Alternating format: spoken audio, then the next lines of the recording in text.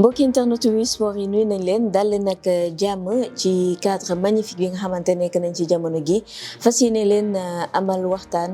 bu am solo boo xamante ñëpp ñu bëgg xam li xew ci li nga xam te moom moo di football bi xam ci actualité bi xam itam nan la ñuy sukkali football xam naa ni émission bi dina am solo bu baax ci ñoom internet yooyu nga xamante ñi ngi suivre wi sport alors ñi ngi nekk ak koo xam ne avocat la koo xam ne professeur la koo xam ne itam bind na ay livres yu bëri ci li nga xamante moom mooy wàllum sport jamono gi nag mu samp ndëndëm pour jiite fédération sénégalaise de football bi ma leen waxee avocat wax leen professeur wax leen candidat je pense que ni war ngeen xam kan laa leen indil tey comme invité ci interview bi maître Moustapha Camara la gis nañ ni présenté na candidature am pour jiite fédération sénégalaise de football looloo tax ñu daal di fas yéene toog waxtaan ak moom naam pour wax ci li nga xam te moom moo di candidature am mais aussi wax ci li nga xam te moom moo di football de façon générale parce que comme je le dis sur Wi Sport la chaîne numéro 1 du sport au Sénégalais li ñu intéressé mooy sénégalais li leen intéressé sénégalais dara intéressé wu leen lu dul li développé sport fii ci Sénégal maître nuyu naa la. maa ngi lay nuyu Nafi di nuyu aussi ñëpp ñoo xam ne aussi ñu ngi seetaan Wi Sport. Vraiment di rafetlu trop si invitation bi. Parce que football lu am solo la si réew. dépassé na simple jeu donc c'est important aussi. yi ay grand moment la nga xam ne ñun bëgg nañu présenter wu diriger fédération sénégalaise de football. Donc aussi c'est important ni jàkkaarloo acteurs yi ak sénégalais yi expliquer leen suñu programme. Nous sommes à un tournant du football sénégalais maanaam fi ñu taxaw nii jamono gi ci période bi ñu nekk période bu cruciale la pour li nga xamante moom moo di footballu Sénégal moment historique la aussi parce que mosul am ay élections yoo xamante jamono gi am na ay candidats yu bëri nii on en compte jamono gi 7 dont yow nga nekk président de club wax naa ko léegi club bi mi ngi nekk Coton Sport nekk foofu nga xamante moom moo di Tambacounda nga nekk itam avocat lan moo tax nga toog nga ni man instant bi nii bëgg naa jiite fédération sénégalaise de football. waaw loolu question bu am solo la parce que déjà yaa ngi ko wax sànq sama première première motivation mooy vraiment sama ancrage local. nu ma nekkee président Coton Sport bu Tambacounda di club boo xam ne nii fu sore la nekk di club amateur et nu ma jiitee club boobu tax na ma xam seen jàngoro yëpp parce que boo nekkee si biti nii dañuy wax club yi doxuñu mais boo nekkee si biir di ko diriger si ngay gën a xam seen jàngoro donc loolu tax na ma xam effectivement yan jàngoro ñoo nekk si football amateur donc ancrage local boobu déjà premier point la deuxième point mooy sama expertise parce que nu mu tudd wax nga ko sànq si njëlbeen ne jàngalekat la nu mu tudd avocat la aussi affaire sport léegi mot na léegi ñaar fukk at donc bëri na mi ngi commencé bëri et puis aussi le fait que aussi am expérience en tant que avocat di dem ay tribunal arbitral du sport parce que tey nii du neen que fédération yi mag yëpp muy FIFA muy CAF muy fédération football yi mag yëpp ay avocats ñoo koy jiite wala ay anciens magistrats parce que lépp léegi affaire contrat la bon bu dee jàng droit nekk magistrat wala avocat dina la yombal lu bëri parce que di nga xam affaire contrat yi di nga xam nan lay tribunaux yi di doxee di nga xam naka lay organes yi di doxee et puis réunion yëpp aussi affaire texte la donc vraiment loolu aussi expérience boobu am naa ko si parce que aussi maa ngi conseillé ay fédération yu bëri ay club yu bëri et puis réseau aussi dafa important parce que booy jiitee fédération bu mel ne bu Sénégal warul yem kese sa réseau warul yem kese fii Sénégal da nga war am réseau international aussi nga xam ne ni ëllëg boo soxlaa nit FIFA wala nga soxlaa nit CAF doo jaar si benn wala ñett wala ñeent personnes parce que xam nga leen parce que par exemple tey nii boo xoolee CAF seen secrétaire général Véron Moussengo sama xarit la dañuy dem vacances boo xoolee secrétaire général bu fédération française de football wala nga dem département yi mag yi nekk au niveau de la FIFA wala bu tribunal arbitral du sport dañoo xam ne ñoo jàngandoo donc réseau la loolu day yombal aussi boo nekkee président fédération de football nga mun di leen di jot sans problème donc sama ancrage local sama expertise ak sama expérience boobu ak sama réseau moo am réseau international moo am ak réseau national moo tax loolu yëpp bu ma ko boole ma ne ko léegi jot na moo mun jiite fédération sénégalaise de football mais du loo xam ne dama tëb rek nii ko mais loo maa ngi si xalaat depuis war na moo tey ñeent wala ba juróomu at même boo xoolee sama programme tëbuma rek mënoon naa toog bind sama programme man kese mais dama dem rencontrer club yi sur le terrain rencontrer dirigeants yi rencontrer ay joueurs man génération 80 90 2000 ba tey nii ñoom ñëpp dem naa rencontrer leen ñoom ñi ngi si rafetlu sax parce que ñi ne candidat yëpp man kese maa dem rencontrer leen donc rencontrer joueurs yi rencontrer dirigeants yi rencontrer acteurs yi ñoom ñëpp bu ma leen rencontrer ba pare ak sama xam-xam parce que bind naa ay téere yu bëri lépp laa boole mu nekk vrai programme moo tax sama programme ñëpp naan maa gën a jekk programme maa gën a rafet programme parce que des programmes boo xam ne aussi dañ ko liggéey de problème boo xam ne la c'est proche du terrain c'est réaliste. Et ça veut dire que vous êtes le profil idéal pour jiite li nga xam te moom moo di fédération sénégalaise de football. On a vu sur les années passées fédération bi ki ko dirigé maître Augustin la vous avez des similitudes parce que moom avocat la mais yow yaa ngi nekk professeur nekk aussi koo xamante wax nga ko am nga réseau national ak international. Est-ce qu'on peut dire que ni fédération loolu la soxla jamono gi fédération football bu Sénégal. waaw wax nga dëgg comme sànq maa ngi naan juriste yi bëri léegi juriste yi ñooy diriger football bi. Augustin sama confrère la.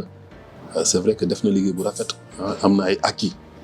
mais comme ni wax ni acquis yooyu noonu dañ leen war a consolider mais pour consolider ko ak moom lañ ko mun defal parce que moo fi nekkoon moo def liggéey boobu mais jot na tey aussi fédération bi dépasser niveau bi dem si beneen étape boo xam ne nga xam ne tey ni club yëpp équipe nationale club yi dañ si gis seen bopp si affaire u koom-koom donc man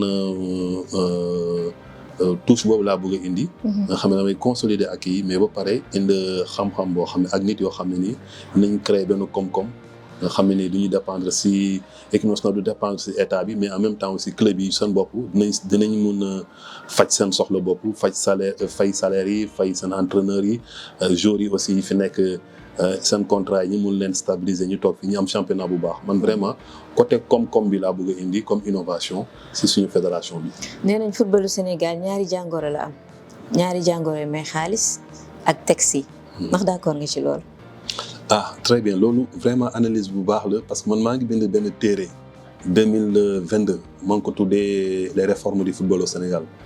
loolu dama téere bi noonu. dama xool texte yëpp laa jël yoo xam ne ni depuis 1920 depuis 1920 jël texte yi ba année 60 yi charte 84 réforme 92 texte yëpp laa jël yoo xam ne ça concerne suñu sport ak football sénégalais mu xool ko jàng leen ba pare et puis comparer leen ak loo xam ne ñu ngi koy def bitim réew. bu ma leen comparer ne laa gis ni ñun suñu texte yi li manqué na lii loolu laa tuddee réforme ba pare indi ay solution am na candidat yu bëri yoo xam ne sax ñu ne si sama livre boobu la ñu sukkandiku pour def seen programme. donc c'est vrai que tey nii suñu football ñaari problème yooyu la am mooy problème réforme ak problème koom-koom mais réforme moom si texte yi moom vraiment def naa si candidat yëpp donc def naa maa si gën a jekk parce que loolu mooy sama liggéey. si lay bind tout le temps téere ak ay article même semaine bii di ñëw dinaa génne téere boo xam ne code du sport la te code du sport depuis ñu am indépendance masul am si en tout cas Sénégal mais masul am sax si réewu africain donc dinaa ko génnee loolu aussi donc loolu sama liggéey la donc vraiment texte yi moom suñ ma falee moom maa ngi naan keroog 3 mois dinaa génne texte yi bees mooy 30 novembre bu ma falee 2 août. 30 novembre Sénégal dina am ay textes yi bees si affaire football. affaire koom-koom bi aussi affaire xaalis bi aussi nañ si dellu si peut-être mooy lépp loo xam ne nii rataxal diggante entre club yi. ak suñu société yi ak aussi fonds d'investissement parce que fédération dafa war a nekk facilitateur. maanaam koo xam ne day rataxal diggante club yi investisseurs yi sociétés yi aussi société sportive yi ak association yi quoi voilà loolu vraiment mooy suñu ñaari problème te ñaar yooyu vraiment sama programme. détaillé naa ko si lu bu baax a baax ak ay chiffres ak fan lay jëlee xaalis bi ak calendrier bi aussi. balaa ñu jàll ci programme bi parce que mooy nekk suñu prochaine étape bëggoon naa xam tey jii nii buñ la faloon ci ban texte ngay njëkk a sëgg ban texte nga jàpp ni texte bii daal moom il est vraiment urgent ñu dindi ko. premier wax naa sànq ñu tudd première décision mooy affaire gouvernance suñu gouvernance parce que boo xoolee tey nii. ñun suñu fédération mi ngi dox ak doxalin mi ngi wekku si texte boo xam ne nii vraiment amatul fenn parce que obsolète. voilà secrétaire général la secrétariat général nu mu tudd ay organes juridictionnels ay organes ad hoc te loolu vraiment amatul fenn léegi boo xoolee yeneen réew yu bëri loolu organisation boobu la ñu amoon mais tey dañ si yokk lu bees mooy maanaam dañu am directeur général parce que boo xoolee secrétaire général moom lu tax ñi defoon ko parce que c'était pour s'occuper des élus dañuy élire président élire membre comité exécutif ñi def secrétaire général yoo xam mooy nekk seen genre secrétariat di leen di bindal ay courrier mais instant boobu football amuloon économie mais football bu mu demee ba nekk économie ñu ne léegi nag à côté dañuy créer une direction générale secrétariat général day toppatoo affaire élu yi mais direction générale bu mag boo xam ne moom affaire économie lay toppatoo mais direction générale boobu noonu day am directeur général moom éliruñu ko dañ koy tànn parce que am na compétence bi et moom dañuy chapeauter ay départements yu mag ay département marketing département finance département sponsor voilà vraiment département système d'informatique ay département yu mag ba pare loolu yemuñu foofu ñi jël conseil de surveillance ñi teg ko seen wet moom mooy xool léegi est-ce que comité exécutif liggéey bu muy def ak département yi mag yi ak directeur général est-ce que liggéey bu ñuy def liggéey bi jaar na yoon est-ce que aussi programme bu ñu waxoon est-ce que ñi ngi respecter calendrier bi donc vraiment organisation boobu nga xam ne ñi ngi ko def ci réew yi yoo xam ne tey nii comme Maroc nga xam ne vraiment football bi dem na nekk na vrai koom-koom Afrique fii nii ak Afrique du Sud système boobu la ñu bëgg a indi fii nga xam ne léegi vraie organisation en matière de gouvernance loolu vraiment bëgg naa ko indi mais bëgg naa aussi en même temps aussi comme sànq nu nga ko wax ñu def vraiment au niveau du processus électoral nga xam ne mandat yi nii dañ koy limiter à 3 parce que léegi vraiment loolu mooy tendance bi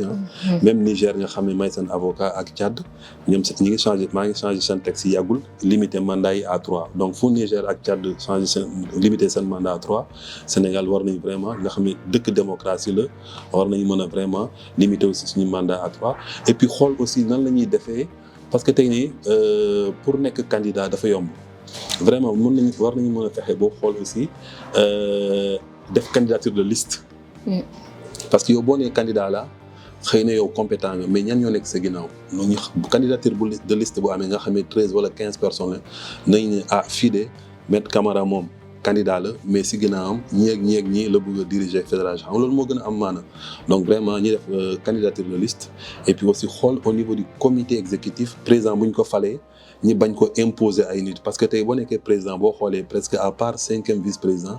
yeneen vice-président yëpp doo leen tànn donc vraiment ñi changé aussi texte bi noonu xool boo nekkee président bu bees nga mun tànn say nit nga mun tànn say vice-président pour nga mun ce programme nga mun ko appliquer man vraiment yooyu laa bëgg a réforme yooyu laa bëgg a def vraiment muy gouvernance muy fonctionnement comité exécutif ak aussi loo xam ne vraiment limitation de mandat mooy nekk suñu première mesure. D'accord, je rappelle aussi que ni président club nga bu nekk ci ligue en ligue amateur tey jii nii ban pàcc nga jagleel ci li nga xam te moom moo di sa programme loo xamante dafay sukkali ligue amateur bi mais aussi li nga xam te moom moo di ligue professionnelle bi ak yeneen pàcc football yi nga xam te nekk na ci fédération bi à leur charge dont la petite catégorie ak football spécifique bi. Voilà xam nga question bi plusieurs questions la. mais boo xoolee man football sénégalais dama koy comparer comme iceberg boo xoolee football équipe nationale bi la ñuy xool muy def ay résultats mais équipe nationale presque lu tuuti la te lu si ëpp lépp mooy football local bi am na football professionnel muy 32 clubs. mais presque 400 et quelques clubs yëpp football amateur la. mais boo xoolee tey nii football amateur bi nii déjà au niveau seen organisation conseil d'administration bu football de ligue de football amateur tey nii amuñu vrai pouvoir parce que conseil d'administration bu réunir ba jël décision il faut que mu am accord COMEX bu fédération pour ñu mun appliquer décision loolu moom ça veut dire que franchement conseil d'administration amul benn njëriñ. donc man dama bëgg comme football amateur ñoom ñooy jiite football amateur ñoom ñoo xam seen problème bu ñu jëlee seen décision conseil d'administration nu mu tudd COMEX du valider COMEX day joxe simple avis boo xam ne mën nañ ko nangu wala bañ a nangu mais au moins mu joxe avis donc nga xam ne conseil d'administration day am vrai pouvoir football amateur. man lire naa seen mémorandum nga xam ne c'est le collectif des présidents de club amateur ñoom ñoo def mémorandum bi ñi wax ci seen problème problème yooyu ñu ngi ko classé en 4 volets. Volet administratif, volet financier, volet juridique ak volet formation. football amateur moom féppay métti de. Comment? ma ne ko football amateur moom féppay métti quoi. Voilà mais comme en plus comme wax naa sànq ma ne président club amateur la mais ñun suñu problème yëpp la football amateur tey problème principal mooy problème transport. Problème transport parce que boo xoolee par exemple Coton Sport de Tambacounda ñun dañuy dépenser presque 5-6 millions par an si transport parce que boo jógee Tambacounda war a dem ba Dakar dellu si semaine prochaine nga dem Ziguinchor chaque week-end bu ñu naree chaque déplacement c'est minimum 500 000 600 000 sans compter regroupement sans compter logement donc loolu donc vraiment partie bu mag la si suñu budget moo tax man ma waxoon ni pour loolu il faut ñu régler ko parce que bu ñu ko régler dina tax vraiment club amateur yi gën a am pouvoir sur le plan financier et loolu solution bi dama ne par exemple parce que aussi il faut pas que ñu yem Sénégal kese boo xoolee Côte d'Ivoire moo fa demee dama gis bu CAN bi jeexee fédération ivoirienne de football dañoo ne ñun gagné nañu CAN am nañu xaalis bi léegi dañuy jël garantie bancaire auprès des banques léegi club boo xam ne amoo bus fédération moo lay garantir nga am sa bus donc ce qui fait que tey ni problème transport réglé nañ ko foofu. donc loolu laa bëgg a indi Sénégal nga xam ne ni comme ñi ngi qualifié yàlla bu defee ñu qualifié coupe du monde qualifié coupe d'Afrique au moins ñu dem si wati institution bancaire yi wut fa garantie club bu nekk Tambacounda nekk Matam wala nekk Daara nga xam ne amuñu moyen ñi déposer leen ñi am garantie bancaire permettre leen ñi am seen bus te loolu après.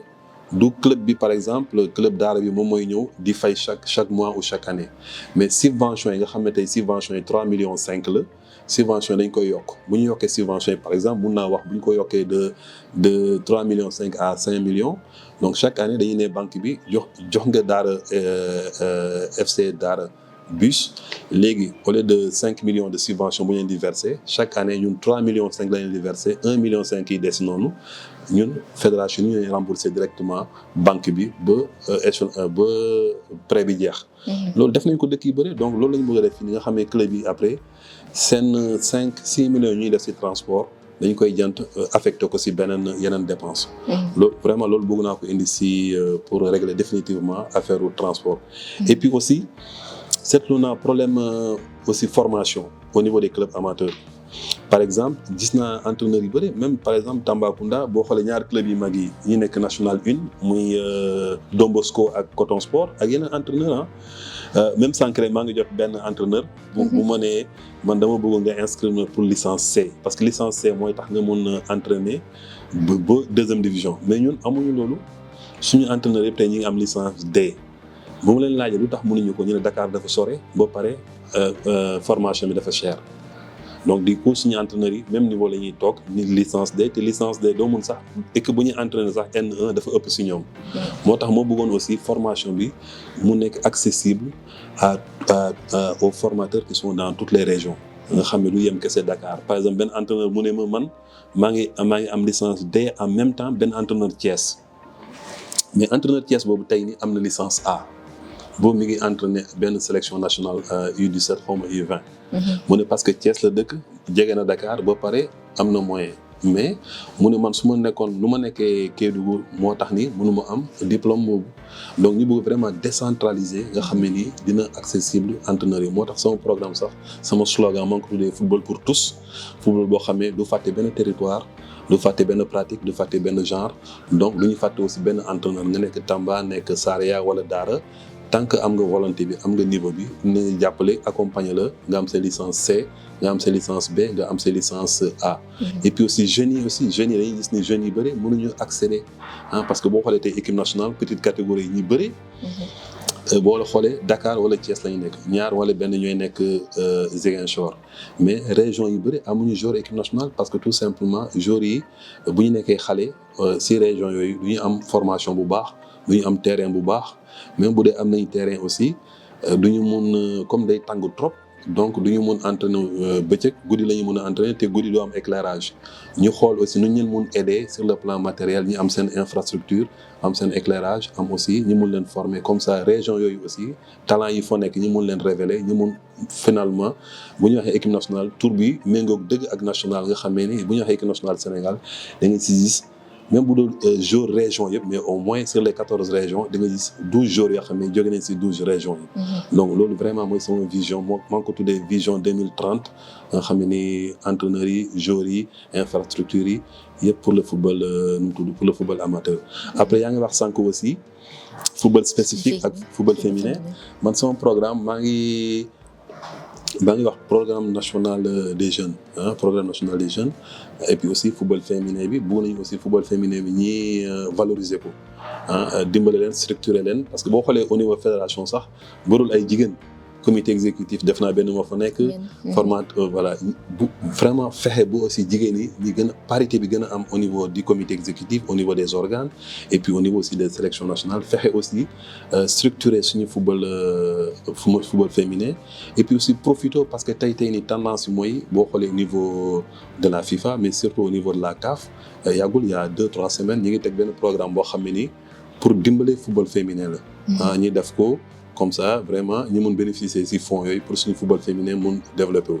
Il y a aussi quelques semaines aussi FIFA mi ngi def benn programme boo xam ne pour le football scolaire. fexe aussi ñoo xam ne ay xale lañu ñi mun à partir de football scolaire comme li fi amoon na IASU comme ça xale yi gën a ñoo xam ne dañuy jàng mais en même temps mun a di football. et puis son programme dama ne aussi il faut pas que ñu xaar ba 12-13 ans comme tey nii pour commencer di former jeunes yi mais son programme dafa dem ba U6 laa tàmbale ba U19 et puis aussi dama ne aussi tey nii dama gis ay académie bu mel ni Génération Foot wala Jàmbaar mais surtout Génération Foot tey nii mu ngi def ay résultats yu bëri boo xoolee investissement yi seen infrastructure yi joueurs yi ñuy génnee joueurs yi nekk équipe nationale Génération Foot daanaka ñu ëpp joueur mais moo tax ma ne il faut pas que après ñooñu ñu yemale leen ak ñoo xam ne du ñuy investir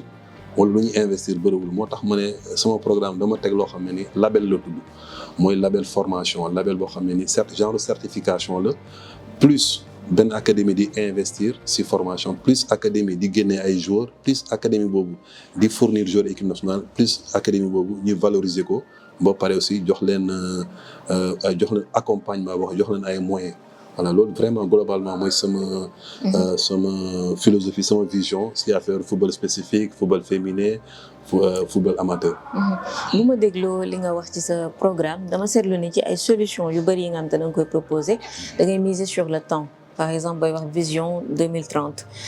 da ngay miser ci loo xamante itam club yi dañ ciy am seen apport par exemple booy wax tey jii nii ci wàllum bus yi ça aurait été plus facile de dire que ni oui je vais venir vous donner des bus mais non ça ne va pas se passer comme ça et am noo leen di taxawee itam pour ngeen am li nga xamante moom moo di bus pourquoi nga adopter style boobu noonu pour dire que ni dans le changement il faut la participation de tout le monde. oui parce que dama ne mu tudd sama programme bu réaliste la xam nga tooguma rek ne par exemple damay joxe 100 millions damay joxe 50 millions chaque club damay joxe 100 millions ligue de football amateur te waxoo fan ngay jëlee xaalis bi.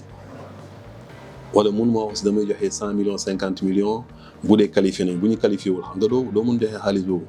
moo tax dama ne sànq bu may def sama programme dama ay programme réaliste dama dem par exemple xool Maroc tel point en matière de marketing diplomatie sportive nan la Maroc def ba tey nii équipe nationale yëpp di jouer Maroc nan la Maroc def tey ba nga xam ne nii événement bu mag bu am ñuy organiser coupe du monde bu fara nekk coupe d'Afrique. coupe d'Afrique féminine. organisation yeeg coupe yëpp ñu ngi koy organiser Maroc diplomatie nu ñu def ba def ko donc exemple Maroc laay jël xool nu ñu ko organiser xam naa fay nit ma jël ko xool nañ ko mën a appliquer Sénégal en matière d'infrastructure aussi xool en matière de transport nan la yeneen dëkk comme Côte d'Ivoire nu ñuy def en matière d'organisation gouvernance nan la France def donc fu nekk dama jël foo xam ne mooy meilleur exemple. téye ko nga xam ne ñoom réaliser nañ ko nuñ ko réaliser ak kan lañ ko réaliser ak ñaata temps la jël ak calendrier bi ak ñaata la coûté moo tax ni programme bi noonu day programme boo xam ne c'est réaliste moo tax ni c'est participatif moo tax may naan et puis def ma ko nii parce que dafa am déjà fu ñu ko def mais ba pare aussi wax tëbuma rek ne damay ñëw imposer ko mais parce que sama programme aussi sama vision mooy chemin bu ma war a jël ba egg ba 2029 4 ans yi si tegu dama ne il faut que aussi mu nekk loo xam ne ñëpp si bokk mooy moo tax ma ne c'est un programme basé sur la co-construction maanaam dañ koy programme bi dañ koy construire en même temps non seulement co-construction mais aussi sur l'intelligence collective même bu dee def naa doctorat xam naa lii mais xam nga xam-xam wala kii yemul si benn nit moo tax ma ne même football amateur chaque année damay organiser les assises du football amateur nga xam ne minimum une fois ou 2 fois par an ñi jógee football amateur yëpp ñëw comme keroog en finale coupe du Sénégal ñëpp dajee stade l'Amitié ñu xool seen problème lan la ñu def remontée d'information au niveau de la fédération ñu trouver ensemble solution moo gën tey ni nga xam ne da ngay toog fédération rek ne football amateur dañ leen di imposer lii xëy na sax solution bu ñu leen di imposer noonu méngawul ak seen problème. Voilà, mais vraiment co-construction ak sur l'intelligence collective. Je vous pose la question parce que yow président de club nga. Et à chaque fois ci football bi da ngay dégg ñu ne président de club yi dañoo sonn. ñoom ñooy investir xaalis. ci li nga xamante moom moo di football bi dafa metti boo déggee yow genre réflexion yooyu noonu ñu koy wax ci biir football bi lan moo ci sa xalaat sa position et ban solution la ñu war a mën a apporter aujourd'hui au club sénégalais de pouvoir savoir que ni tey jii ni autonomie existe na dans le sport et c'est bien possible. Oui wax nga dëgg c'est vrai que tey nii suñu modèle économique baaxul parce que wax dëgg yàlla suñu modèle économique bi c'est basé sur le mécénat. benn nit wala ñaar nit ñooy fay dépense yëpp man par exemple Coton Sport ñaar lañu mun naa wax ni presque 80% dépenses yi man maa koy def transport restauration regroupement maillot godasse ballon dañuy woote rek mettre lii manqué na xam nga loolu mënul continuer. Vraiment modèle bi qui est basé sur le mécénat baaxul moo tax ma ne club amateur dañu war a jox seen dignité nga xam ne ni maa ngi gis benn président club amateur Kédougou mu ne man saison bu commencé damay rus parce que tamuma ñaan mais je suis obligé dem ñaan commerçant yëpp pour jënd lii donc il faut ñu jox leen seen dignité et loolu ça commence par ñu changer modèle économique ñu ban a basé wu sur le mécénat moo tax ma ne sànq maa ngi naan dañoo bëggoon consolider les acquis sportifs parce que Sénégal gagné na ndam am na ndam si vraiment U17 U20 beach soccer équipe nationale A mais victoire sportive yi il faut ñu transformer leen en victoire économique et bu ñu ko transformer en victoire économique nga xam ne ni dañuy def politique de marketing de sponsoring qui est agressive et puis aussi suñu marque Sénégal xam nga tey Sénégal ku tëb rek mën nga defar maillot Sénégal jaay ko mais il faut ñu protéger suñu marque appellation bi aussi nu mu tudd les lions de la Teranga il faut ñu protéger yëpp nga xam ne ëllëg kenn du mun def film sur le Sénégal sur les lions wala defar maillot Sénégal wala defar ay gadgets sur l'équipe nationale du Sénégal sans mu fay fédération donc loolu yëpp léegi ñi transformer victoire sportive en victoire économique et après ñuy redistribution vers le football amateur changer seen modèle économique nga xam ne léegi Sénégal bu gagné coupe du monde rek kenn du ne gagné nañu coupe du monde mais gisuñu fu xaalis bi jaar chaque fois bu ñuy gagné on redistribue au football amateur nga xam ne su boobaa dañuy am seen autonomie financière. À chaque fois bu may dégg candidat yi vous parlez beaucoup de marketing. Parce que football du Sénégal quand même dafay jaay en tout cas équipe nationale A bi dafay jaay y a les maillots y a les événements et tout mais nan nga gisee yow marketing bi ni ñu ko yoree instant bi nii au niveau du football Sénégal. waaw moo tax sama programme maa ngi ne dañuy créer agence marketing au sein de la fédération tey amuñu agence marketing. Sénégal mi ngi gagné keroog boo xoolee même bilan financier bu fédération sénégalaise de football lu ñuy jaay ci maillot mun naa wax ni même club bu ndaw bu national une France mooy gën a jaay que équipe nationale Sénégal te pourtant Sénégal mi ngi gagné Angleterre keroog bu ñuy gagné Angleterre keroog le lendemain nit yi wut nañu fu nekk maillot Sénégal mais gisuñu ko. loolu rek man maa ngi gis benn expert xam ne ni moom ancien directeur général Adidas la mu ne bu ñu amoon agence marketing jour boobu rek le lendemain Sénégal mënoon a jaay lu mot presque 1 milliard de francs CFA ci maillot donc nañuy créer suñu agence marketing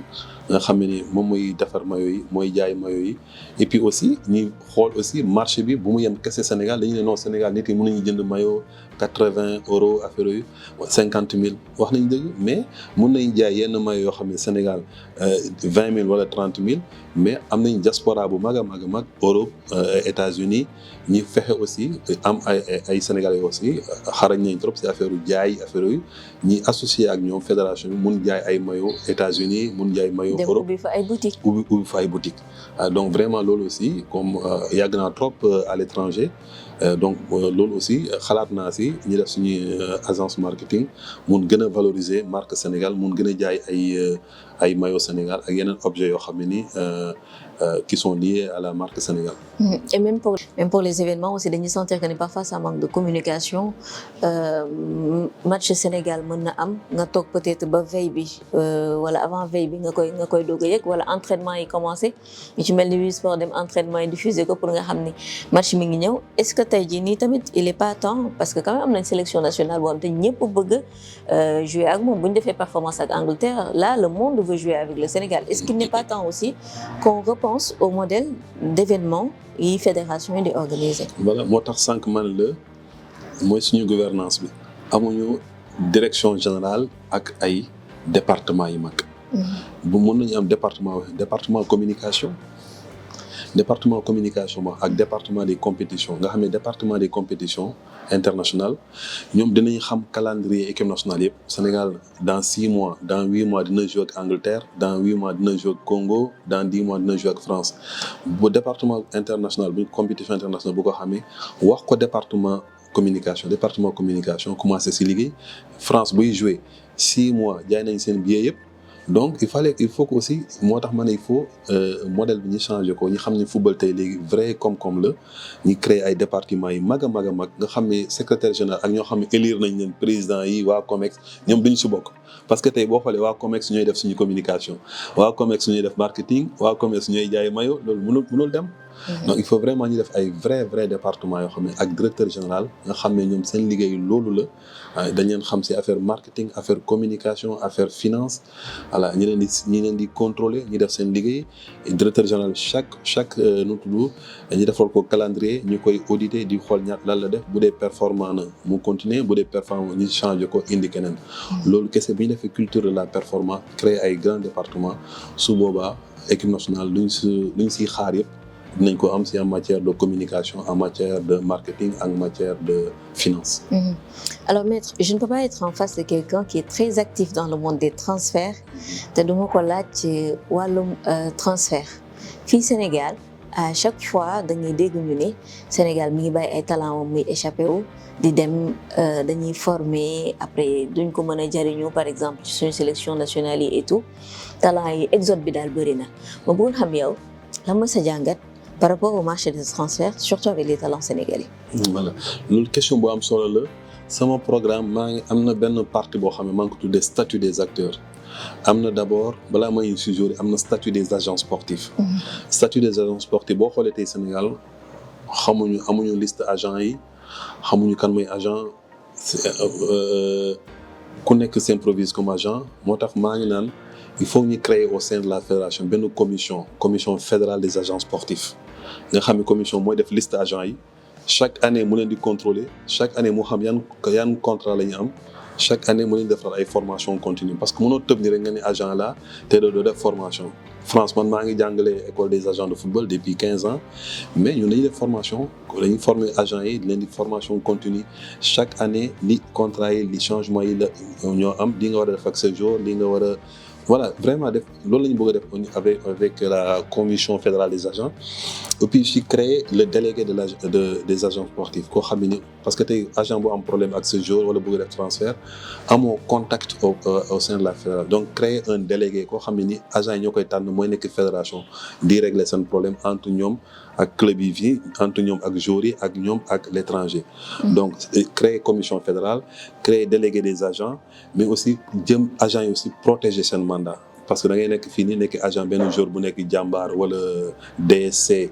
wala Challenge wala Génération Foot nga toog ni rek ñu ne joueur bi dem na Europe. yaa fi na ko depuis 3 ans di ko yóbbu di ko fayal di toppatoo waajuram yëpp donc aussi il faut ñu protéger seen mandat yi. loolu xam na lañ ñu koy defee loolu bu fa jegee léegi bu ñu protéger agent yi ba pare il faut ñu protéger club yi parce que club yi bëri tey Sénégal boo xoolee déjà même au niveau interne transfert interne nga xam ne transfert domestique lañ koy woowee. boo xoolee joueur bu jógee par exemple amateur dem par exemple joueur bu jógee par exemple Coton Sport wala dem de Tambacounda club amateur wala dem par exemple Jambar club professionnel mais doo fay dara dañuy jël rek xëy jël sa joueur yóbbu ko. amul dara lu ñuy fay. amul dara man dama toog ni sama meilleur buteur Cheikh Gueye ñu toog ñu ne ce joueur signé na Fatick. ma ne mais kenn woowu ma kenn tàggu ma jël photom ne léegi mi ngi Fatick parce que texte yi ñoo baaxul il faut ñu def léegi boo nekkee joueur amateur war a dem club professionnel au niveau interne transfert domestique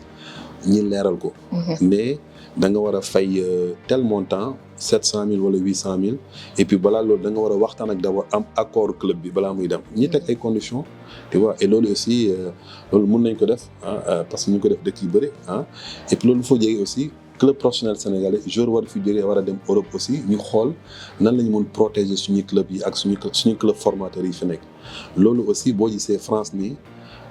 ñi ngi former club yi ñi ngi former joueurs yu bëri jeunes joueurs mais mënoo ñëw club bi nu mu mënta tuuti France mënoo ñëw jël seen joueur rek këf ko yóbbu ko Angleterre wala Allemagne parce que fédération daf leen protéger loolu aussi système boobu bëgg nañ ko def former protéger suñu agents yi protéger suñu joueurs yi mais protéger aussi suñu académie ak suñu club formateur yi. loolu maa ngi fii si sama programme maa ngi ko tuddee statut des acteurs et loolu vraiment et puis loolu aussi lu réaliste la parce que si laa defee sama doctorat gis naa aussi dëkk yi bëri yu ko def mu fay dox même système bi la ñuy téye def ko Sénégal. dégg naa la aussi ngay wax ci différence bi ñu war a xool entre association yi ak ñi nga xamante dañoo nekk ay entreprise ci li nga xamante moom moo di ci wàllum sport. foofu aussi jot na ñu leeral ko pour bañ a dundaat peut-être li fi jàppoo dundoon Guédiawaye football club. et aussi CNEPS excellence. CNEPS loolu lu am solo la parce que tey nii ñi bëri ñi ngi naan ñi bëri. parce que boo xoolee patronat sénégalais yi du ñu investir ci football professionnel bi. ñi ëpp xaalis entre guillemets Sénégal bokkuñu ci football bi. investisseurs yi bëri du ñu ñëw Sénégal investir seen xaalis parce que lu tax parce que boo xoolee suñuy textes yi sur relation société sportive ak association sportive relation yi duñ ko defaree ci textes yi. baaxul benn investisseur du ñëw loolu xam naa ko bu baax a baax parce que Olympique de Ngor seen problème bi noonu maa nekkoon seen avocat ak Rémi Gito maa nekkoon avocat am affaire Olympique de Ngor affaire SNEPS bi aussi nekk moon seen avocat mais suivre naa ko mais affaire jàppo bi aussi bokkoon naa si avocat fédération bi donc xam naa bu baax a baax problème bi loolu même bu ñu demee au niveau du TAS dañoo ne yéen mun leen wax nit parce que problème bi tey nii da ngay am société xam nga société bi mooy privé bi association bi moom collectif la. voilà c'est ça et donc du coup société bi moom da ngay ñëw dugal sa xaalis ci société bi jënd ay joueurs yu bëri ñuy ñëw par exemple comme Jàppo. da ngay ñëw dugal sa xaalis jënd ay joueurs yu bëri joueurs yi nga former leen ñiy jouer ñi war leen jaay bu ñu leen bëggee jaay ñu ne non yaa dugal sa xaalis mais association bi nga xam ne dugalul xaalisam ñu ne moom joueurs yi. loolu baaxul donc ça veut dire que doo pousser kenn doo encourager kenn mu ñëw investir donc moo tax ma ne il faut ñu changer rapport yi xool le rapport entre les sociétés sportives ak les associations sportives wax ni léegi société bi nii. boo fa doolee sa xaalis yaa moom sa joueur professionnel bi ñuy jaayee transfert yi aussi yaa moom sa xaalis transfert parce que loolu boo xoolee France tey nii Paris Saint-Germain club yëpp am na société Paris Saint-Germain am na association Paris Saint-Germain